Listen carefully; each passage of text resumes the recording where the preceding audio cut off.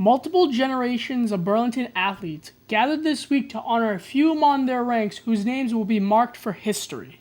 On Thursday, October 13th, Cafe Escadrille held the BHS Hall of Fame night in the banquet hall. Recipients and their families were invited to watch their loved ones become inducted. Apart from being inducted, Cafe Escadrille held a cocktail hour where inductees could meet Hall of Famers from previous years. One of the oldest recipients who became inducted that night was Russell Peterson, class of 1954.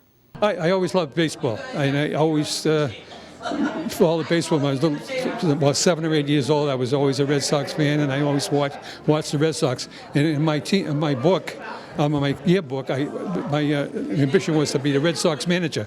I ended up with the Red Sox Little League team when I retired my last year. But I was happy with that because there was a bunch of. I'd rather teach the kids and give them the fundamentals at that age than I would an older group. But the older group I did have were on the Legion were very good ball players. We had a great team that year, and we almost won the championship in the Legion in the States. We came in fourth.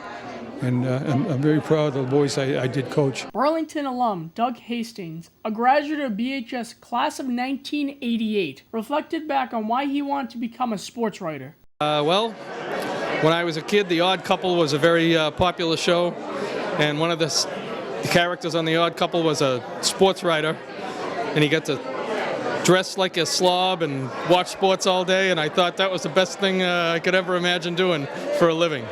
And so that was what motivated me to get started on it, and luckily I was not very good at sports, so that I didn't make any teams as a freshman, and that's when my writing career started. BHS class of 2003 recipient Melissa Hannifin Goche remembers her sport memories and why the sports she participated in made her a better athlete.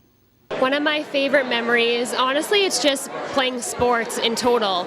Just each season, football, cheering, basketball, and softball. I just had the best group of friends on each and every team, and just the memories that I have with them are memories that I'll have forever. Honestly, it had me take accountability in all my schoolwork. You couldn't participate in athletics unless you were doing what you're supposed to be doing in schoolwork with your schoolwork. So it just kind of had me take accountability. It was, I didn't want to call in, if I was sick, I would never want to even call out sick to school because I didn't want to have to miss a game. So I would come to school no matter what. From Cafe Escadrille, I'm Robert Paris for B News Weekly.